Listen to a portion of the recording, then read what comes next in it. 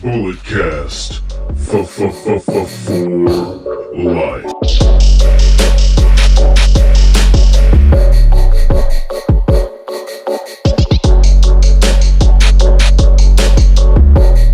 What is up, everybody? Welcome to another edition of Under the Radar. My name is Brandon Tanguma, and on today's episode, we're going to be going over the possibility of fans returning to WWE and AEW. We're going to go over the releases once again, and as always, we have 2 weeks of the NXT recap, and we'll do a Ms. and Mrs. recap as well.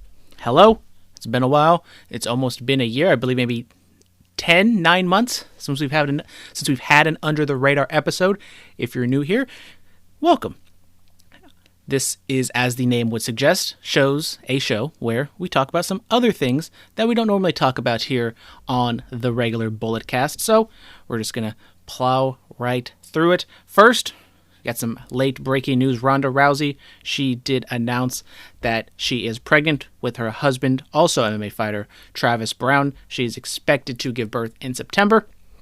Shout out to Ronda, congratulations. We all know that the reason she mainly left WWE 2 years ago after WrestleMania 35 was to start a family. She was having some difficulties with that, and it seems like she has been successful at that. So shout out to her.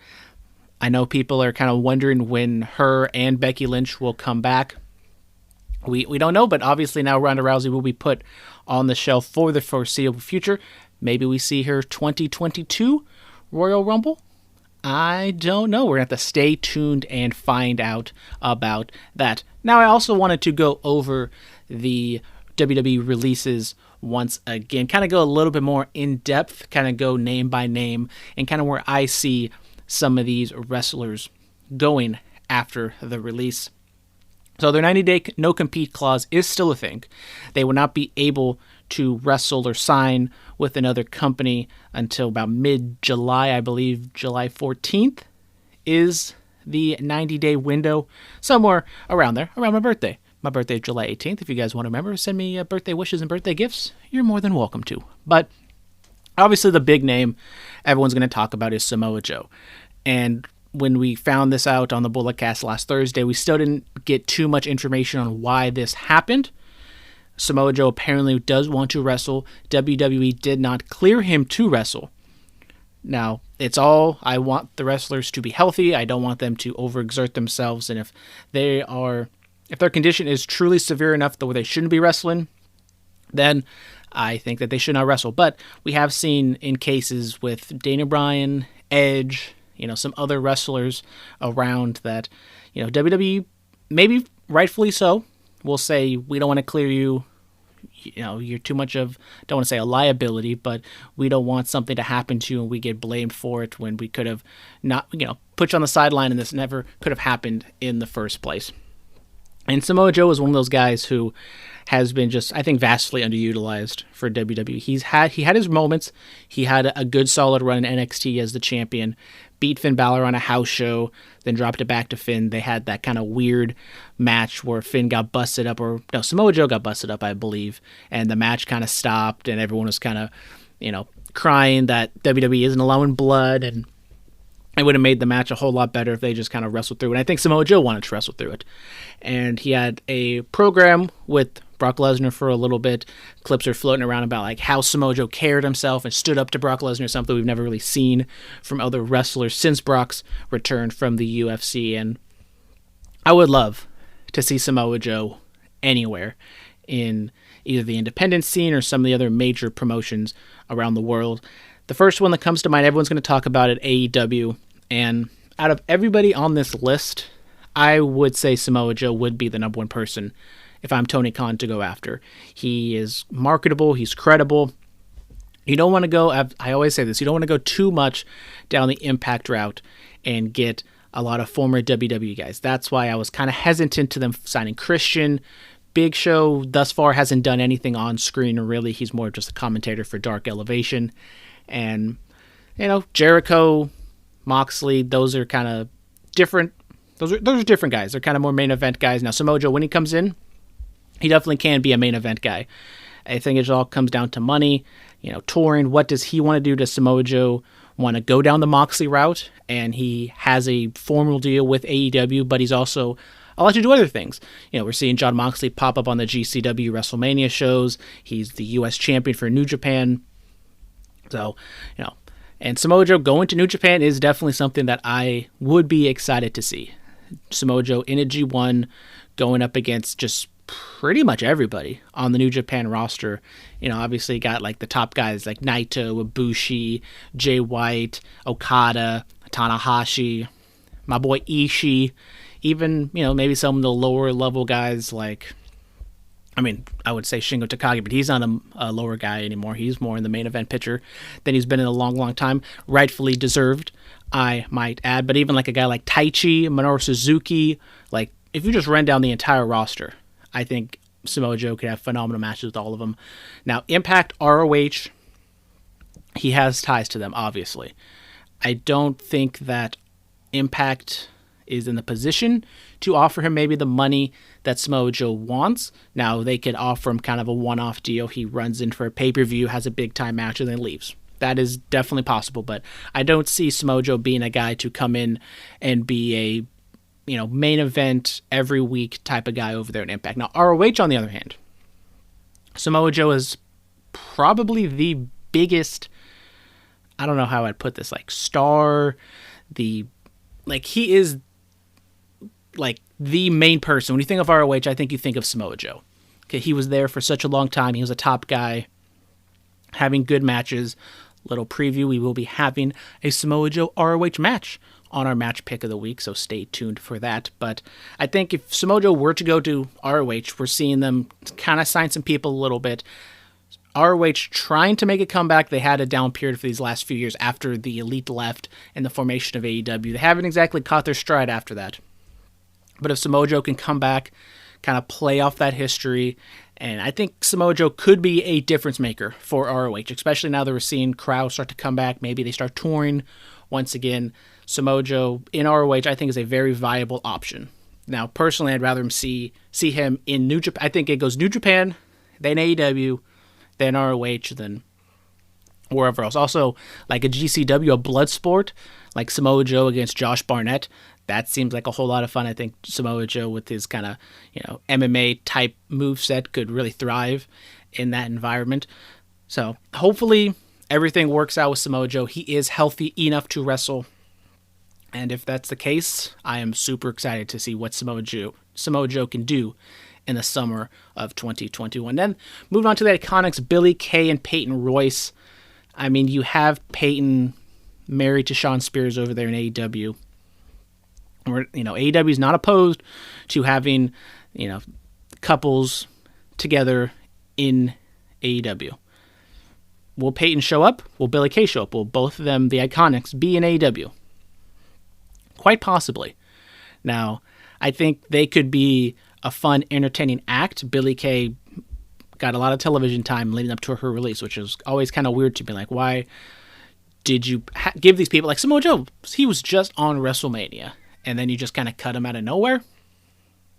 I don't really know what the plan was for WWE releasing all these people, but I think the Iconics could be a really good move for, I don't know if I'd say really good move for AEW, but the way that their women's division is, you can give them some television time. Maybe they introduce a women's tag team division and tag team titles. They could be a good introductory champions, and so on and so forth. And then I think it's kind of a fall off after that. Mickie James, she's a good veteran presence. She wants to go to AEW. I know they kind of got Serena Deeb and that veteran former WWE wrestler, but Mickie James still has a lot to offer. She's 41. She's definitely kind of old in the sense of like the women. Like you don't really see a lot of women wrestling up, at age 41, but she still has a lot to offer. She was doing commentary for the NXT pre-show. She's done, I think, other types of commentary for like main event and kind of the lower level WWE shows. And Mickie James, I think she's a good pickup for anyone who is willing to sign her. Now, over in NWA, her husband, Nick Aldis, is the NWA World's Champion. It would make a lot of sense for her to go over there. I can see her thriving in that studio setting.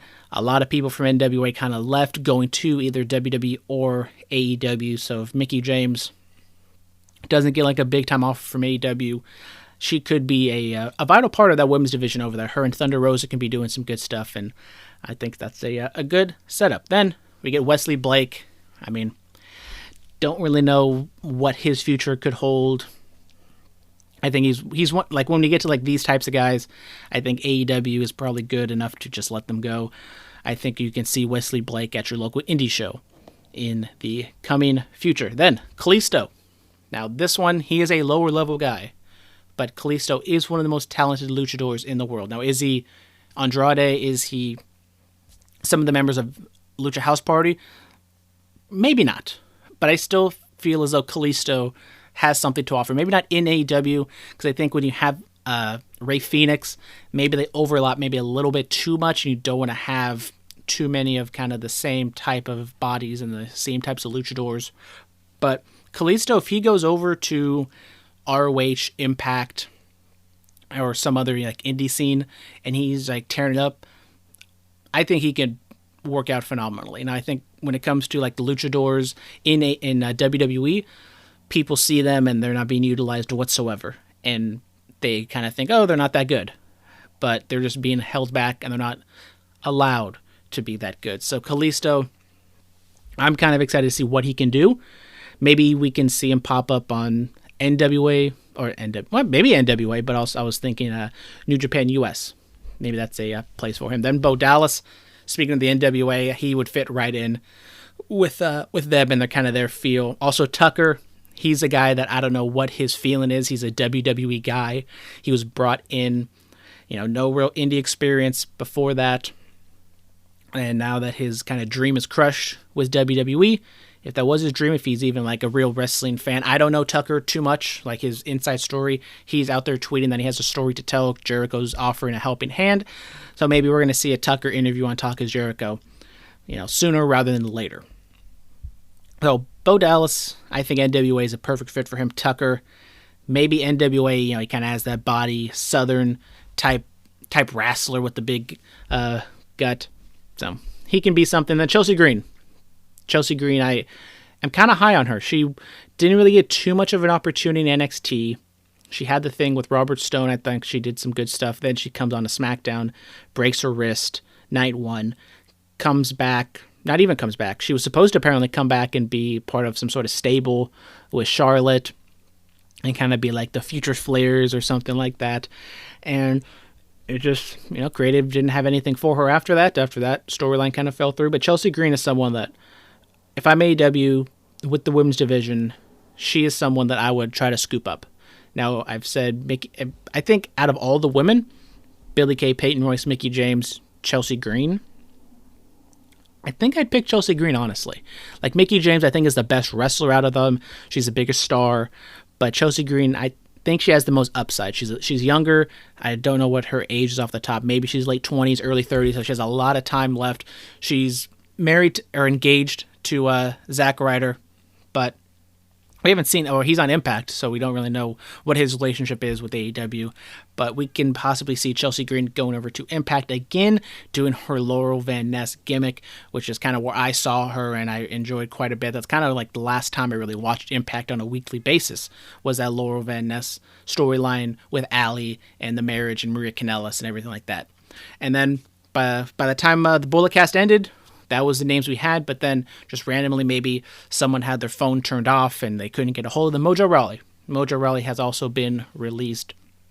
Now this one, I can see him kind of being like an Enzo Big Cass type of guy, not exactly doing anything mainstream on the indie scene, but maybe just kind of going to your local spots and making some money off of his name. Maybe he'll wrestle as Mojo, and he'll just do that. So I don't see too much from Mojo Rawley.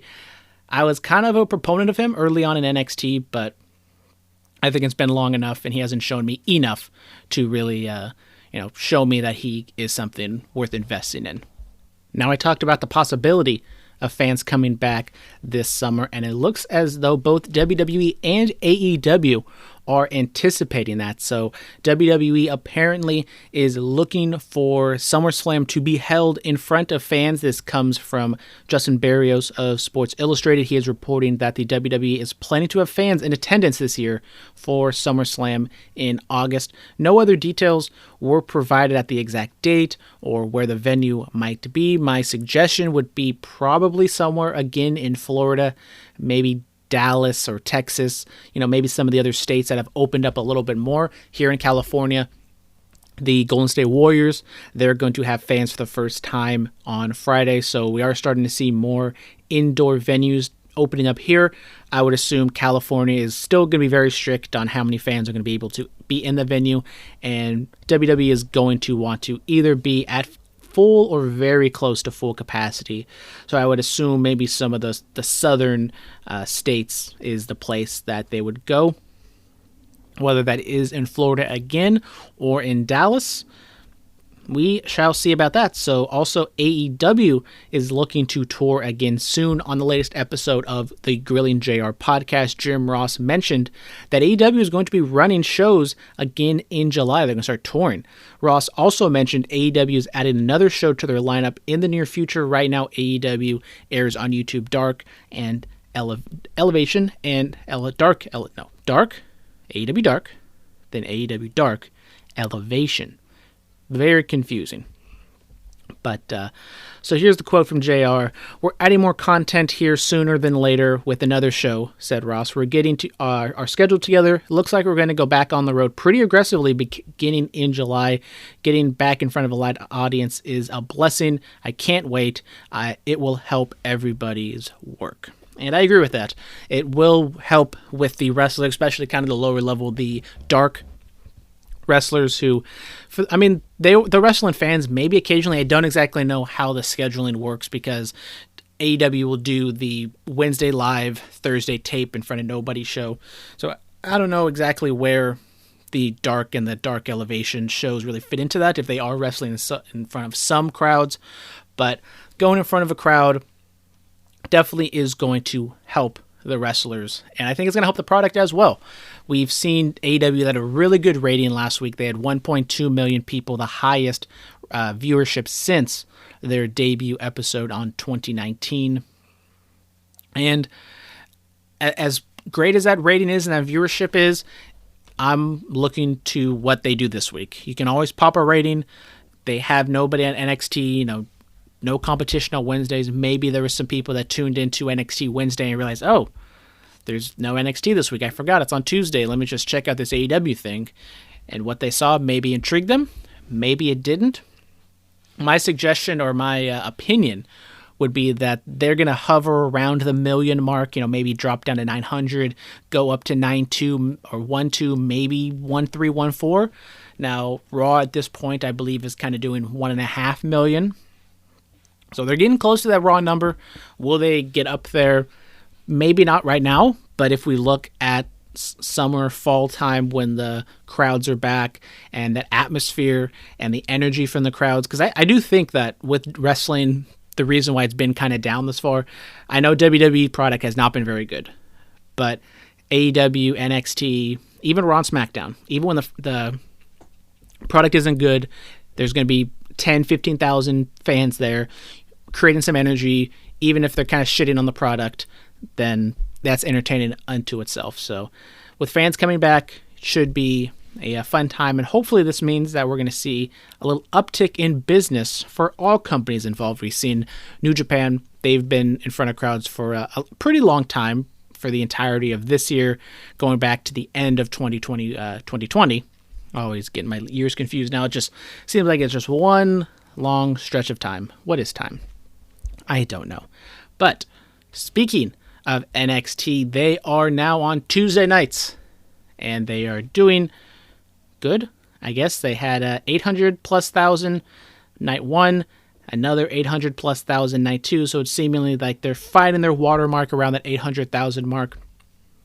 Maybe they wish they popped a rating up to 1 million, similar to what AEW has done, but nonetheless, that is not where they are at. So we will go over the last 2 weeks of NXT on USA. So going back to the April 13th edition, the first Tuesday night edition of NXT. This is coming back from NXT TakeOver Stand and Deliver.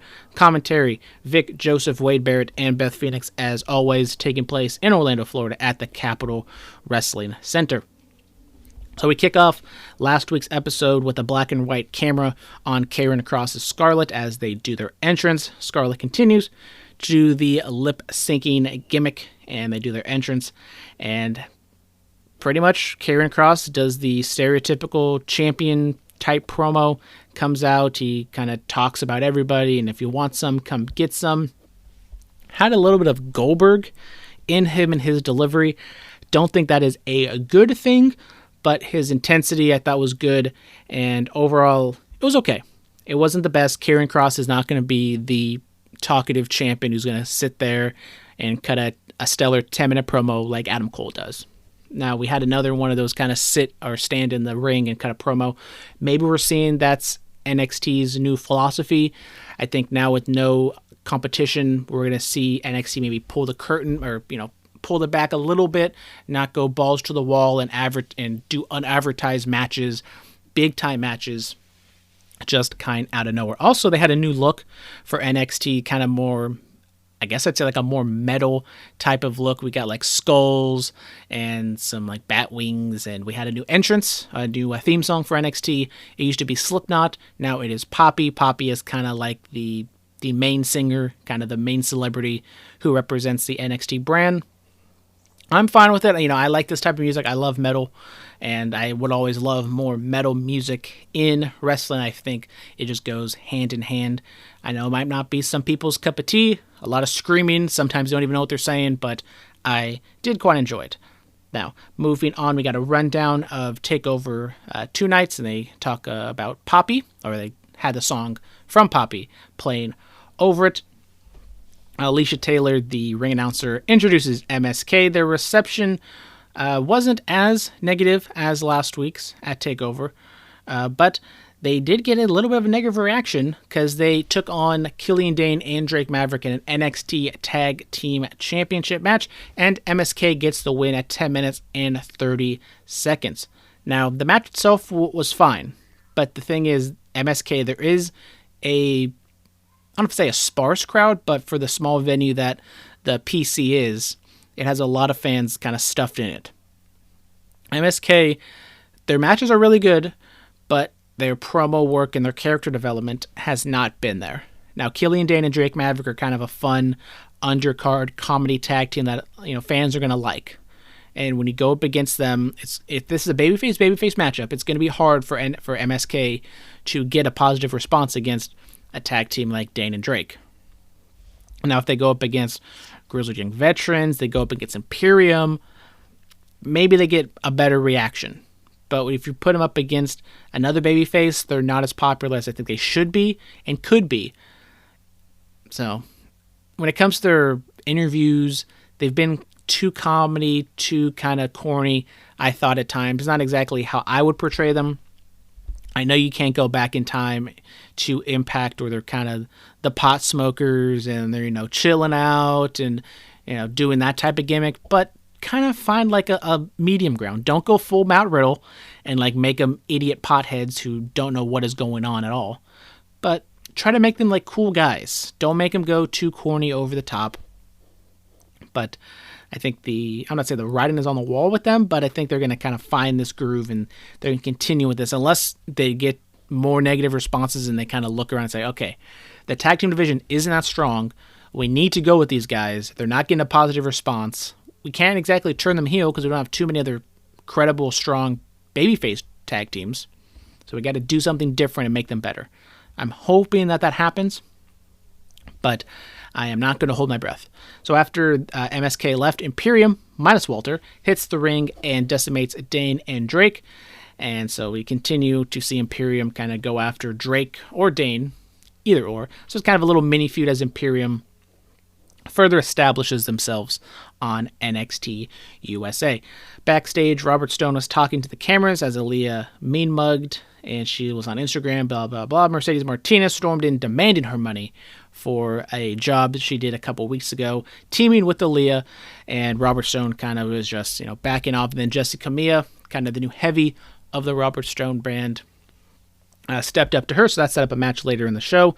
As we went on the air, they said Roderick Strong arrived with his wife Marina Shafir, and he'll have something to say tonight. That ended up being he handed William Regal his papers. Seemingly, he has quit NXT. William Regal understood. Haven't seen Roderick Strong again. Didn't see him this week. No real mention of him, I don't think. And we will stay tuned and find out what Roderick Strong is up to. Maybe a repackaging. Maybe he comes back as, Adam Cole's lackey or something or other. I would just assume he's going to be repackaged. I don't see him getting called up to the main roster, do anything like that. First, they established Marina Shafir is his wife. It's kind of been slightly acknowledged on NXT, but not kind of outright like it was here. So maybe they pair them up and do something together, make them be a duo.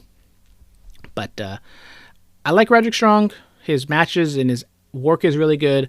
He has come along better from the character development standpoint, but he's still not exactly Kyle O'Reilly or Adam Cole, or even maybe Bobby Fish. But we will have to wait and see what he does there. We get a recap of the unsanctioned match between Kyle O'Reilly and Adam Cole, and we get some new footage of them both being carried out onto a stretcher, and they both get put into the same hospital down the same hallway, and both of them are yelling at each other. And I think it was more Cole than anything, but on William Regal's standpoint, that's not a good idea. Why are you going to put the two guys who almost killed each other in the same ambulance and right next to each other and everything like that? That's just not a good guy. If you arrest some people that were fighting in a bar, you're not going to put them in the same squad car, because just shenanigans are going to ensue once again. Not a good idea. Anyways, we get Mercedes Martinez taking on Jessi Kamea with Robert Stone and Aaliyah. Mercedes wins in 1 minute 50 seconds, very quick here. They're building up Mercedes Martinez once again, her being a credible kind of badass. She's not exactly heel, not exactly face, but with the kind of bigger champion. It makes a lot of sense for her to kind of be built up. She had a match with Io and Tony at the beginning of the year at the TakeOver, and she was, I believe, protected. I think Tony Storm is the one who took the pinfall loss there. Maybe, I don't know. But anyways, Mercedes, luckily she got out of that Retribution shit, and she's back at NXT doing some decent work. Then after the fact, The Way talked to Mackenzie Mitchell. They have an 8-person mixed tag match later in the show, just more shenanigans from The Way. Isaiah Swerve Scott spoke up from his music studio, cutting a nice little promo. I like Swerve. I've been impressed with him ever since I saw him in AEW or APW a few years ago. And his push has just been sort of inconsistent. He comes in, he gets a win here and there, he loses to like the Bronson Reeds and kind of the next people above him. So he's just kind of pigeonholed in this like lower mid-card type act. They're trying to do something with him and Leon Ruff. It's kind of working, but it's almost very similar to Zoe Stark, which we'll talk about her in a little bit, to where he gets pushed and then loses. He gets pushed and then loses, and it's almost kind of like Charlie Brown with the football. It's kind of hard for me to get invested with anything he does because I just feel he's not going to live up to the hype and he's not going to win his match. So it's kind of hard for me to want him to do something when we've been down this path so many times with Swerve, and he's good. He has really good matches, and I thought it was telling that he made it to the end of that Gauntlet Eliminator match with Bronson Reed, but I also was like, there's no way in hell he's going to win and face Gargano in a heel-heel matchup, so... Anyways, then Legado del Fantasma was introduced. Santos Escobar said a year ago the Cruiserweight Championship was a symbol of a forgotten division, and he said he saved the division, and then he announced he's going to do an open challenge. Kushida answers the call, and as we talked about last week, Kushida is the new NXT Cruiserweight Champion. Very good match. Kushida wins it at 11 minutes. Very good wrestling here. Kushida came out in the tights, no pants, no... Back to the Future gimmick. He was kind of changing his look up, which maybe is symbolizing he's going to be a little more serious. He's going to be a different act. He's going to win his matches more often now. If that's the case, I'm all for it. Kushida, I know his English isn't the best. His promo work, his charisma is kind of different. Might not exactly translate to, USA television, but him getting this win here is interesting. Now, is this a win for boosting Kushida, or is this a loss to take the title off of Escobar, to elevate him, to possibly have him face Karrion Kross? They had the feud, they had the match, which I thought was a lose-lose because either Kross loses to Legado del Fantasma or Kross just demolishes Santos Escobar. And they tried to kind of skirt around it with interference, yada, yada, yada, no DQ, really putting Kross on his ass, and then he makes a big comeback, but then he beats all three of them, and it was kind of a mess. I see what they were trying to do, but I don't think it worked out either way. Then we get Tommaso Ciampa and Timothy Thatcher. They talked from their chairs backstage. Thatcher does a little bit of talking. Ciampa does a lot of the talking, and he kind of finishes off. And they talk about, let's see, what did they talk about? Ciampa talked about being tested in the new division, or in new and different ways because of his match with Walter. Thatcher said that there's a new NXT champion and a new tag team champion. Which path would they choose? Ciampa said MSK. We're coming, and threw his chair and walked off as Thatcher smiled with his toothless grin. So a nice little, comedy bow they tied on him. But Ciampa and Thatcher, I said they're not exactly strong babyface tag teams in the division, but I would say they're a stronger babyface team than MSK is at this point. And if Ciampa and Thatcher go up against MSK at the next takeover or on a main event for NXT, I would assume the crowd is going to be very favorable towards Ciampa and Thatcher. Maybe this is the way to turn MSK.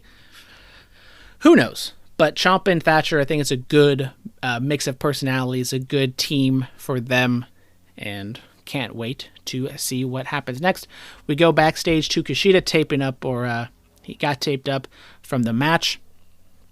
William Regal congratulated him. Jordan Devlin came up to him and said, I might have lost, but I lost in a ladder match. I didn't lose in a real wrestling match. So he kind of challenged Kushida, yada, yada, yada, setting that match up sooner rather than later. He said he's going to go back to England or across the pond. So they're kind of putting the seed there for a possible match later on down the line, but it's not going to happen anytime soon.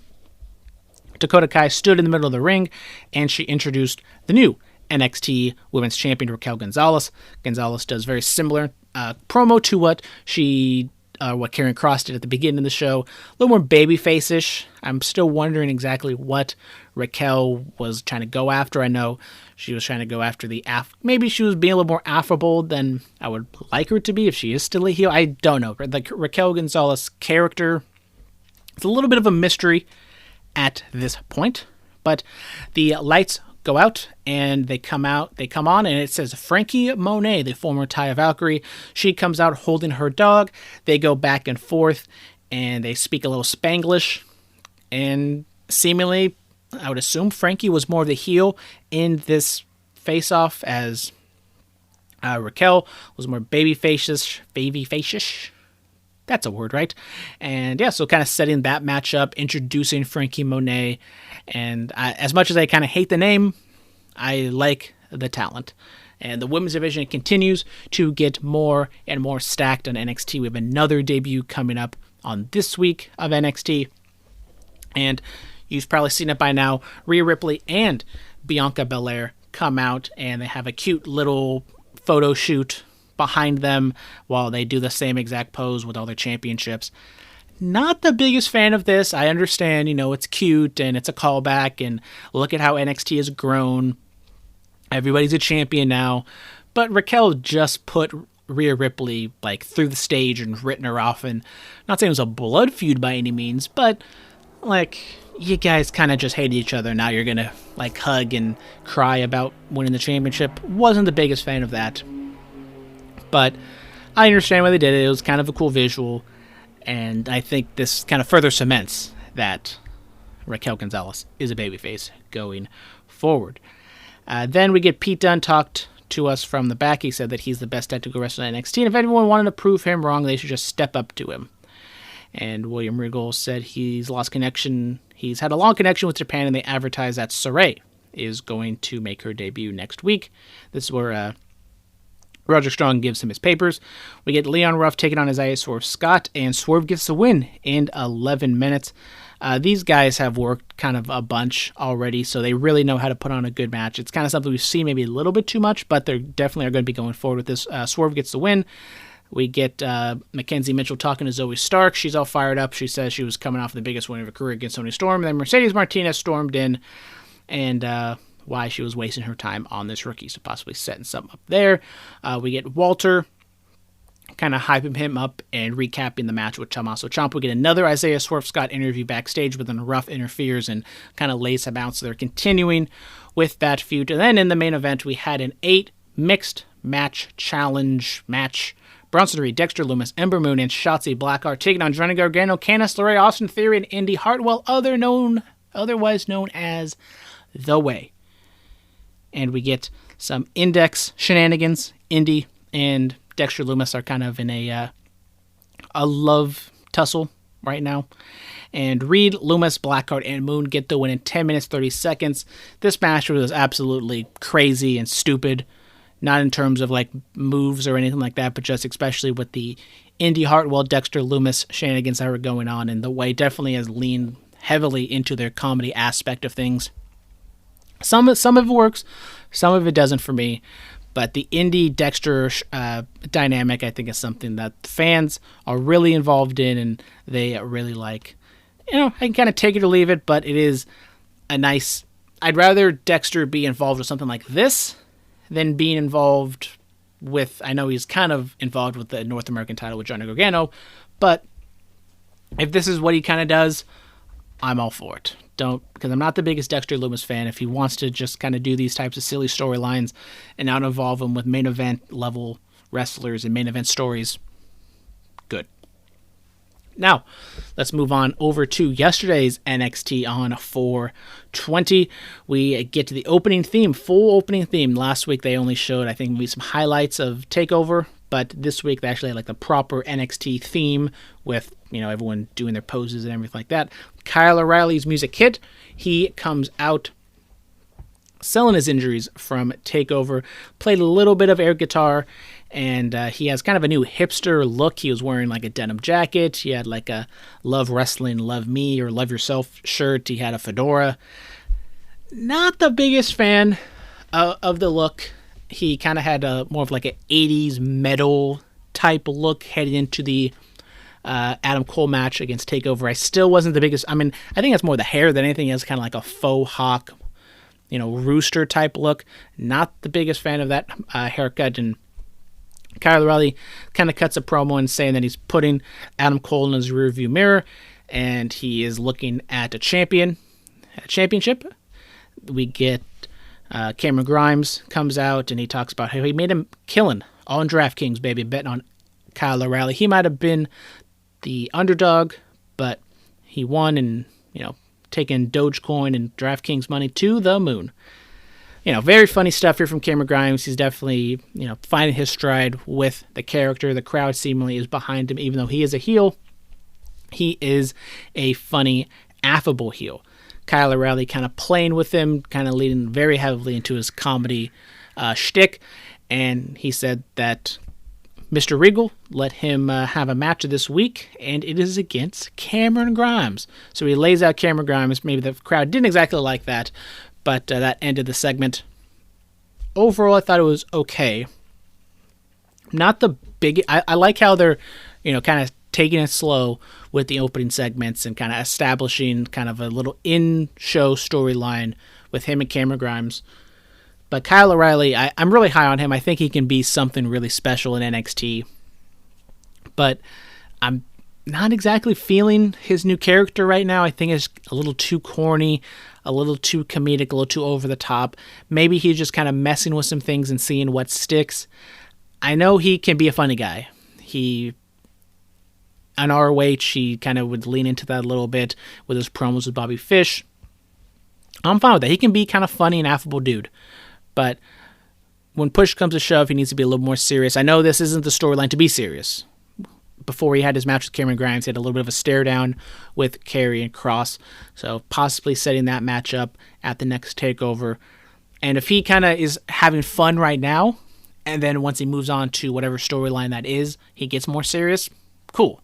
but just in this type of environment, just, first impressions of what he was doing, not the biggest fan.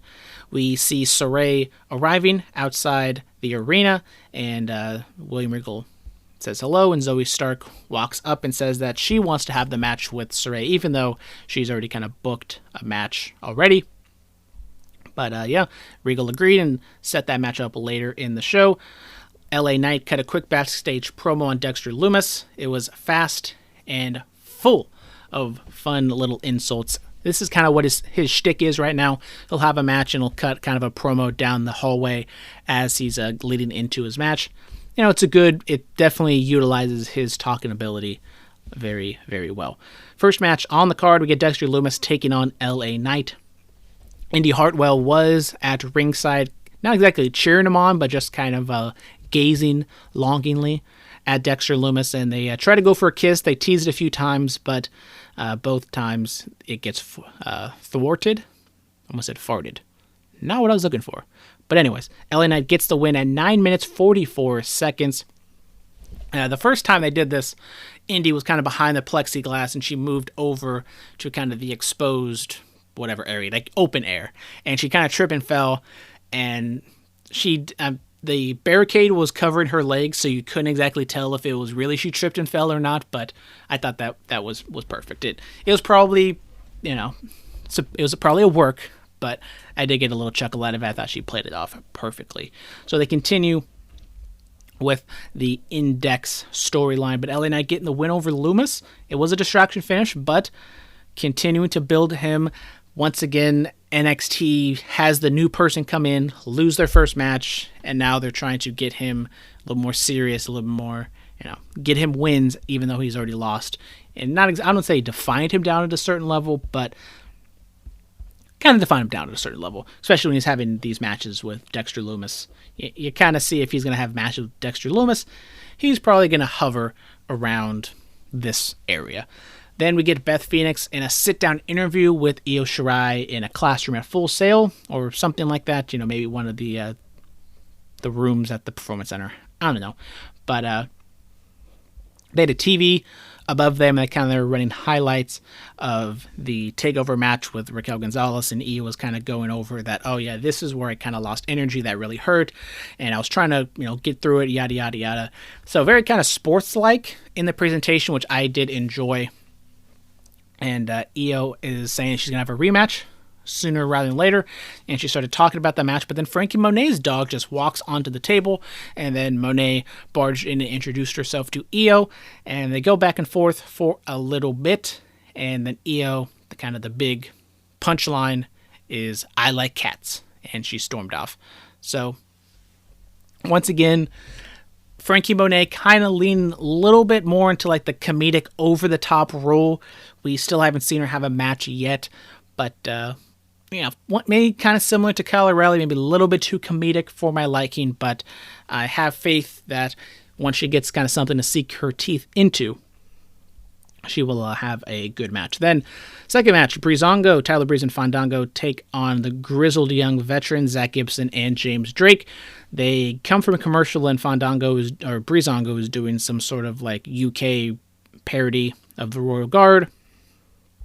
And Grizzled Young Veterans did not take too kindly to that. And GYV gets the win at 9 minutes. They cheat to win. Makes sense, kind of build them up. And with MSK as champions, they have some to go after. Indy Hartwell asked time with Mackenzie Mitchell.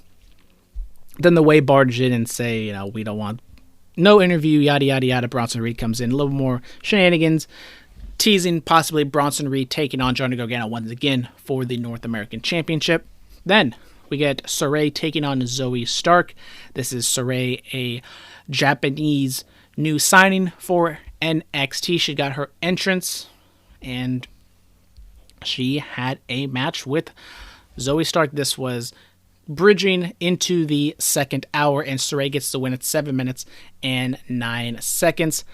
Zoe Stark, very good wrestler. She has kind of been put into the role. It seems like she's having a match almost every single week, and almost every single week the match she's put in is the best match of the show, I would say. Now, Sarray coming in, the match itself was good. She didn't exactly have, too many flashy over-the-top moves. She didn't, kind of jump out at you. Her charisma isn't like Asuka or Io. I would say maybe, because, it's kind of easy to just pigeonhole her and compare her to the other Japanese women that NXT assigned. I would maybe put her more with maybe Io. Honestly, Io, when she first came in, she was kind of the spunky baby face, kind of that, that version of Io. Now, wrestling-wise, I haven't seen too much. I haven't seen really at all anything Sarray has done outside of NXT, outside this match. So I don't know how great she can be. I have faith that in a later match against Raquel or a bigger match somewhere, we'll see exactly what she can do. But after the match, Stark and Sarray shook hands and hugged afterwards, and Stark was exiting the ring, and then Toni Storm attacked her on the ramp.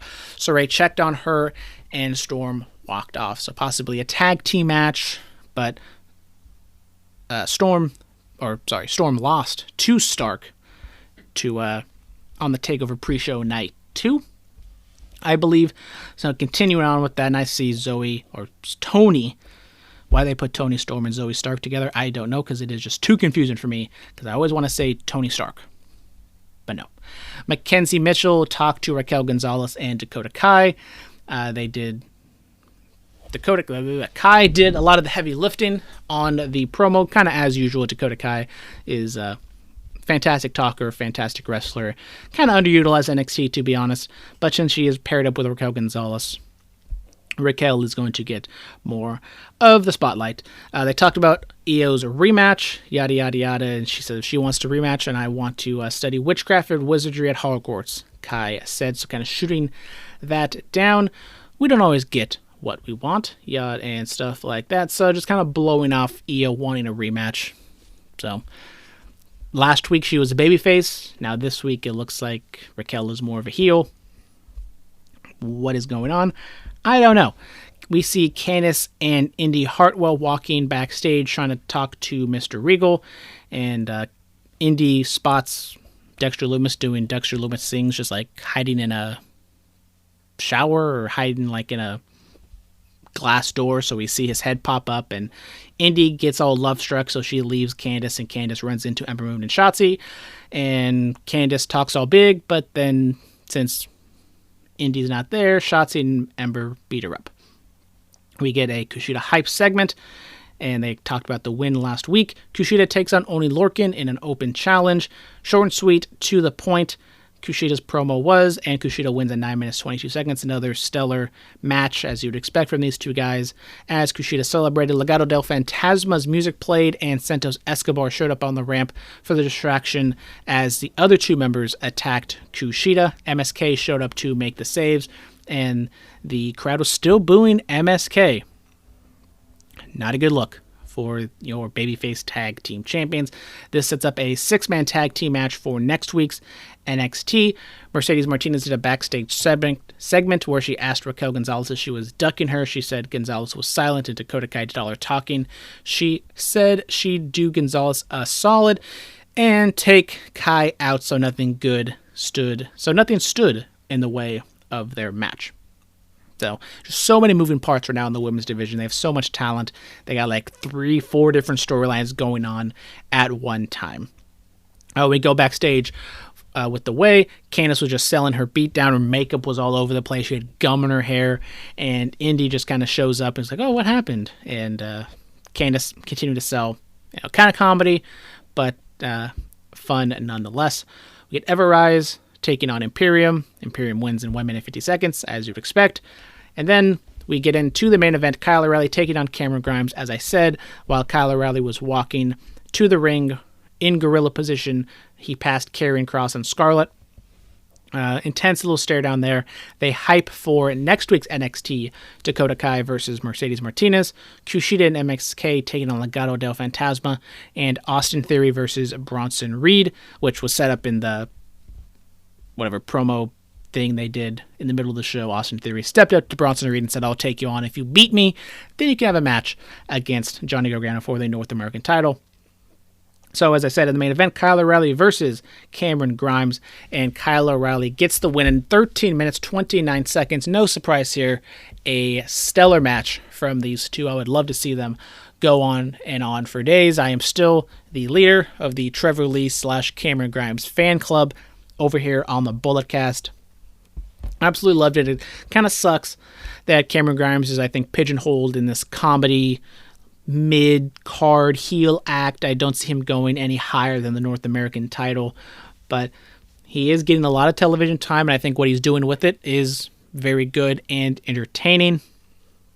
But, he's going to just be at a certain level. But Kyle O'Reilly is above that certain level, and he gets the win. No surprise. Really good match, and this is going to be the norm, I think, with Kyle O'Reilly. He's going to be the top babyface in NXT at the moment. Haven't seen Finn Balor. I think Kyle O'Reilly versus Karrion Kross is a match we will see in the near future. Kyle O'Reilly being a fun underdog babyface, especially going up against someone like Karrion Kross. I'm excited to see what they can do with that match and everything of that nature. Maybe Kyle O'Reilly just takes off Karrion Kross and crosses a short title reign and he goes up to the main roster. Who knows? But that is it for NXT. Quick on to the Miz and Mrs. recap. Have not seen this week's episode yet, but last week's, they're only half hour long. We get the Miz, and the whole storyline of Miz and Mrs. was Maurice is like launching this skincare line with like tea or something. I'm not a makeup expert, so I don't exactly know how all that stuff works.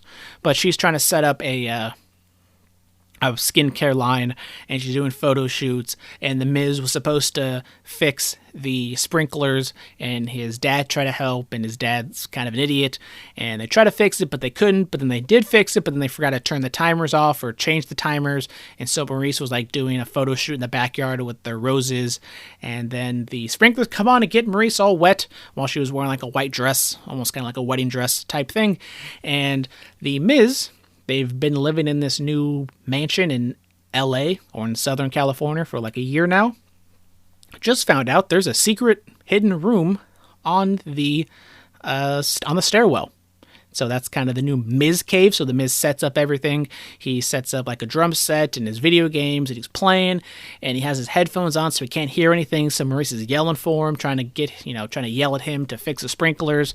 And she calls him, and then she hears his phone ringing through the wall. So then she opens it. So then she finds the Miz cave, and the Miz is all sad. But then at the end, Maurice was like, you do need a place for yourself, because this place can get kind of hectic because they have Miz, Maurice, 2 kids, 2 dogs, Miz's mom and dad, and Maurice's mom. So there's 10 living things in that house. So it gets kind of chaotic in, is it Mar-Miz? I don't know. They have some Mar-Miz name for their houses. And that was pretty much it for the Miz and Mrs. recap. Sorry, I'm slipping. Haven't watched the latest episode yet, but when I do, it will be recapped here on Under the Radar. So a marathon episode, 53 minutes of Under the Radar. And if you would like to send in a question for Under the Radar, yes, we do have a mailbag. We've only had one question sent in through the mailbag, and of course the one time I did not actually answer it because I just assumed no one sent in any questions, but here we are. So the mailbag is UTRmailbag@gmail.com. Once again, that is UTRmailbag@gmail.com. I will put it in the description, so you just click on it and you can email it straight at it. Email whatever you want. It can be NXT related. It can be AEW, WWE, New Japan, anything your heart desires. I will answer it here on the podcast. Thank y'all very much for tuning in. Hopefully it wasn't that garbage, but maybe I will come back next week. This should be a weekly thing. I'm going to try. No promises, but I will be back next week. Maybe, possibly. I don't know. Make sure to tune into the Bulletcast tomorrow. Me and Philip are going to go over everything. Raw, SmackDown, AEW, all the news, the new Stone Cold A&E documentary. Definitely recommend you guys check that out. Fantastic stuff there. And everything in between. Thank y'all very much for tuning in. Once again, my name is Brandon Tanguma. Follow us on all the socials of the Bulletcast, the Bulletcast, Twitter, Instagram. Look it up. We're there. Subscribe to us on YouTube. And if you would like, check me out on Curveballs and Chair Shots if you like sports and wrestling. I do it every single Friday with my boy Dominic. Mr. X is always there. He's sending in questions. Be a part of the Mr. X and Fans and Friends fan mail segment. Follow us, Curveballs and CS on Curveballs and CS at Twitter and Instagram. And yeah, thank you all very much once again. See you tomorrow on the Bulletcast. Goodbye and good night. Bye-bye.